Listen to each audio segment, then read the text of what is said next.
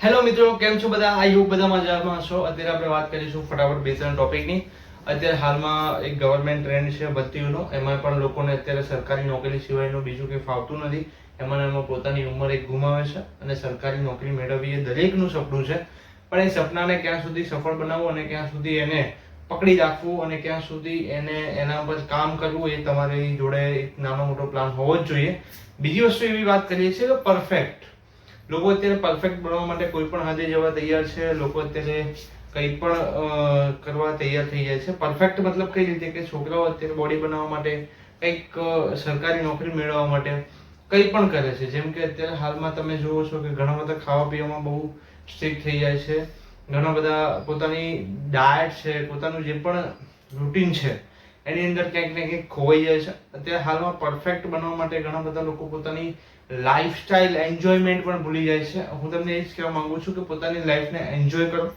ક્યાંક કશું કરવું પડે, પોતાની ઉપર કામ કરવું પડે તો ઇટ્સ ઓકે. એ કામ તમારે 100% કરવું જોઈએ, જેથી કરીને તમારી લાઈફના અમુક જે ચેન્જીસ છે એ લાવવા પડે. પણ પોતાની લાઈફને એકદમ પરફેક્ટ ક્યારેય ના બનાવશો. અમુક લોકો શું કરે છે કે 20 વર્ષની ઉંમર થાય ત્યારે લગ્નની વાતો આવતી હોય છે, પણ પછી એવું વિચારે છે કે ના યાર, આપણે હજુ કંઈક બની જઈએ, આપણે કંઈક સેટલ થઈ જઈએ. મિત્રો, 1 લાખ રૂપિયા પગાર હોય છે ને એ માણસ પણ ક્યારેય સેટલ હોતો નથી, અને 50,000 પગાર હોય છે ને એ પણ ક્યારેય સેટલ હોતો નથી. એટલે હું તમને એ જ કહેવા માંગુ છું કે પરફેક્શન એક લિમિટેડ રાખો. અમારું આટલી એજમાં હું એક પગલું ભરવાનું છે, એ પગલું ક્યાં સુધી મારે અટકાવવાનું છે અને ક્યાં સુધી એને પર આગળ વધવાનું છે.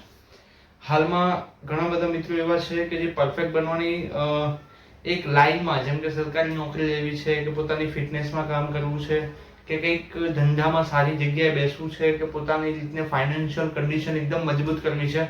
આવી બધી નાની નાની બાબતોને લઈને મિત્રો ઘણા બધા ભાઈબંધો જે મારા છે, જે પણ આપણા સર્કલમાં છે, જે પણ તમારા સર્કલમાં છે, એ બધા એક ઉંમર ગુમાવે છે. એટલે હું તમને કહું છું કે તમે 23, 24, 25 વર્ષની એજમાં તમને એવું નક્કી થાય છે કે હવે આપણાથી કંઈ થતું નથી. ઘણા બધા મિત્રો એવા પણ છે કે જે 25 વર્ષની ઉંમરમાં પણ એક રૂપિયો કમાતા નથી, અને એ પોતાની એક બધી ઉંમરનો જે રસ છે એ પોતાની જે અત્યારની હાલની જે ચાલી રહી કન્ડિશનમાં ગુમાવતા હોય છે. હું તમને એક જ વાત કહેવા માંગુ છું, ક્યારે પણ પોતાની ઉપર કામ કરવું છે તો એનો એક લિમિટેડ ટાઈમ રાખો કે આટલે ટાઈમમાં આપણે આટલું પરફેક્ટ થવાનું છે. બીજી વસ્તુ, ક્યાંય કશું રહી જાય છે, બધું બધાના માટે નથી જોતું મિત્રો. એ તમારે ખાસ ધ્યાન રાખવાનું છે. ક્યાંક કશું તમારાથી છૂટી ગયું છે, ક્યાંક કશું તમારા ભાગમાં આવ્યું નથી, તો એને એક્સપેક્ટ કરો. એની જે પણ તમારી લાગણીઓ છે એને એક એક્સપેક્ટ કરવાનું રાખો.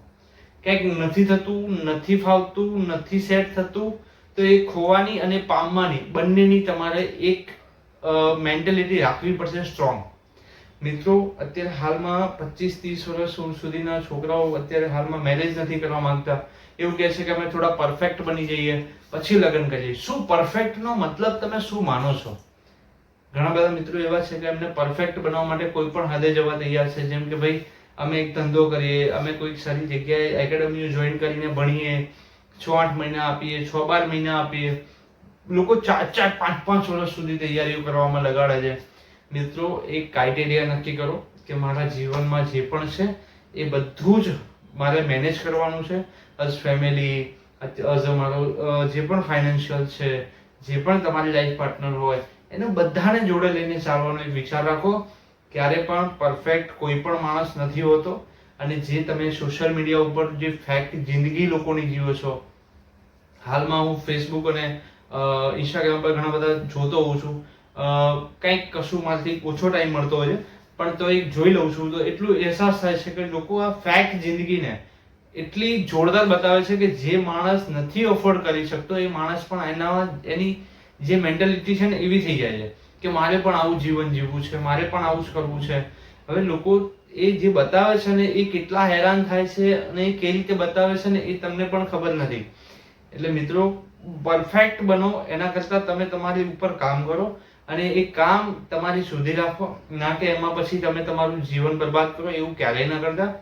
એક બ્યુટી માટે લોકો અત્યારે હાલમાં બોડી બનાવવા માટે ઘણું બધું વિચારતા હોય છે. નો ડાઉટ વર્કઆઉટ કરવું જોઈએ, નાના મોટું કરવું જોઈએ, પણ એને એક હાવી ના થવા દેવું એક તમારે વર્કઆઉટનો મતલબ હું તમને એવું કહેવા માંગુ છું કે તમારે સવારે 6 વાગે ઉઠી ગયા, 45 મિનિટ તમે વર્કઆઉટ કર્યું, it's okay, it's a normal.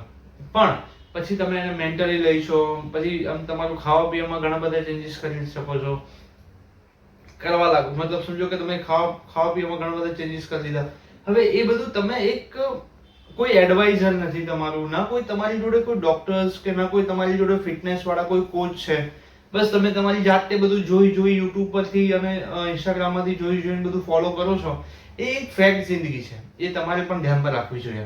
બધા માટે બધું નથી હોતું, એ તમારે પણ માનવું પડશે. બીજી વસ્તુ કે કોઈ પણ સોશિયલ મીડિયાની વાતોથી, ક્યાંક સોશિયલ મીડિયાના ઘણા બધા ફોટોઝ જોવાથી તમને એવું લાગતું હશે કે આ માણસ આવી એવી સારી જિંદગી જીવે છે, અમારું નસીબ આવું છે, ફૂટેલું, નથી ફાવતું, આમ તેમ. મિત્રો, એ બધું ખરાબ વસ્તુ નથી જોવી, પણ એ વસ્તુને તમારે સમજવાની છે કે આ બધું એકદમ ફેક હોય છે. અને ઘણા બધા ન્યૂઝ તમારી જોડે પણ આવતા હોય છે કે ઘણા બધા મિત્રો એવા પણ છે કે જે ટોપ લેવલે ગયા પછી પણ એમની હરકતો જે ખબર પડે છે ને, તો તમને પણ એમાંથી નફરત થવા લાગે છે. આઈ હોપ આ બધું હું તમને જે પણ કહું છું એ તમે થોડું પણ એક્સપેક્ટ કરતા હશો. અત્યારે હાલમાં વાતમાં એવું છે કે પરફેક્ટ માટે મારે એટલા માટે વિડીયો બનાવવો પડે કે ઘણા મિત્રો અત્યારે હાલમાં 25 વર્ષની એજમાં પણ નથી એમની જોડે સરકારી કે નથી એમની જોડે પ્રાઇવેટ નોકરી કે નથી એમના મેરેજ થયા કે નથી એમની ફાઇનાન્શિયલ કન્ડિશન મજબૂત. હવે મિત્રો, ગુજરાતમાં જે પણ અત્યારે હાલમાં એજ્યુકેશન બાબતની ઘણી બધી પ્રોબ્લેમો છે, ઘણા બધા એક ભરતી બોર્ડમાં પણ ઘણા બધા ભરતીઓ આવતી નથી, જે પણ હોય ગૂંચવણો ઘણી બધી છે. પણ એ ગૂંચવણોમાં આપણે પણ ન ગૂંચવાઈ જઈએ, એ બાબતને ધ્યાનમાં રાખી તૈયારી કરવાનો ટાઈમ નક્કી કરો. પછી એક મેરેજનો ટાઈમ નક્કી કરો, એક ફાઇનાન્શિયલ પણ એક લાઈન નક્કી કરો. પ્લાન ABCD તમારે હંમેશા રાખવો પડશે. અને ગવર્મેન્ટ જોબ મળવી એ ખૂબ સારી વાત છે, પણ ક્યાંક નથી મળતી તો એનો એક્સપેક્ટેશન તમારે 100% રાખવી જોઈએ કે આ નથી તો હવે મારે શું કરવું. ક્યાંક એની પાછળ તમારે બરબાદ થવાની કે કંઈક એની પાછળ તમારું પોતાનું જીવન બગાડવાની કોઈ જરૂર મને નથી લાગતી. કેમ કે ભગવાને આપણને અહીંયા મોકલ્યા છે તો આપણું પૂરું એ 100% કરશે. બીજી વસ્તુ, તૈયારી 100% કરવી, કોઈ ડિમોટિવેટ નથી કરતો, પણ એ એક એક્સપેક્ટેશન તો રાખવી જ પડશે. ઠીક છે? આઈ હોપ તમે આ વાત મારી સમજી ગયા છો. બીજી વસ્તુ કે એક પરફેક્શન, જે ફેક આઈડીઓ અને જે ફેક ઇન્સ્ટાગ્રામની જે એકાઉન્ટ છે એના પરથી જોઈ ક્યારેય પણ પોતાની લાઈફને અને એમની લાઈફને કમ્પેર ન કરતા. કેમ કે એ આખી દુનિયા અલગ છે. દુનિયા તો ન જ કહેવાય, પણ એક ફેક દુનિયા છે જે તમારે માનવું જ જોઈએ. અત્યારે હાલમાં હું પંખો બંધ કરીને વિડીયો બનાવી રહ્યો છું કેમ કે મારી જોડે ત્યાં માઇક પણ નથી. આઈ હોપ તમે એ પણ સમજતા હશો કે અત્યારે પરસેવો વળી ગયો છે. આ વિડીયો એટલા માટે જ બનાવ્યો છે કે તમને, મને, બધાને થોડી અવેરનેસ આવે.